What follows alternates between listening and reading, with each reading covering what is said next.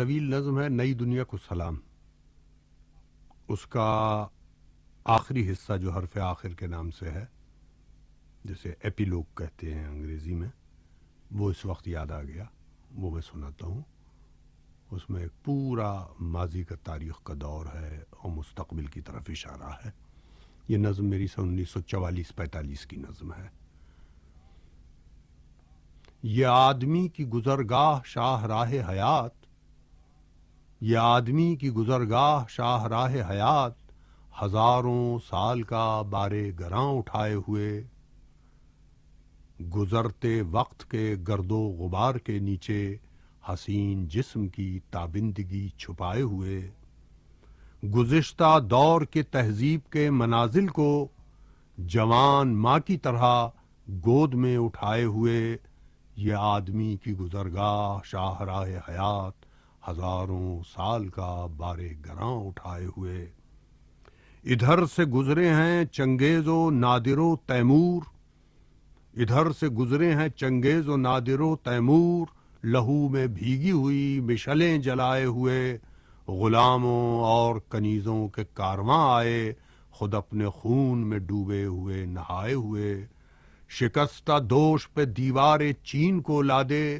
سروں پر مصر کے احرام کو اٹھائے ہوئے، جلال شیخ و شکوہ برہمنی کے جلوس، ہوس کے سینوں میں آتش کدے جلائے ہوئے، سفید قوم کے عیار تاجروں کے گروہ، فریب و مکر سے اپنی دکان سجائے ہوئے، شکست خوردہ سیاسی گداگروں کے ہجوم، ادب سے ٹوٹی ہوئی گردنیں جھکائے ہوئے، غموں سے چور مسافر تھکے ہوئے راہی، چراغ روح کے دل کے کنول بجھائے ہوئے، یہ آدمی کی گزرگاہ شاہ راہ حیات، ہزاروں سال کا بارے گراں اٹھائے ہوئے، افق سے آج نئے قافلوں کی آمد ہے، چراغ وقت کی رنگین لو بڑھائے ہوئے، بغاوتوں کی سپہ انقلاب کے لشکر، زمیں پہ پاؤں فلک پر نظر جمائے ہوئے، زمیں پہ پاؤں فلک پر نظر جمائے ہوئے، ہتھیلیوں پہ لیے آفتاب اور مہتاب، بغل میں کرۂ ارض حسیں دبائے ہوئے، اٹھو اور اٹھ کے انہی منزلوں، اٹھو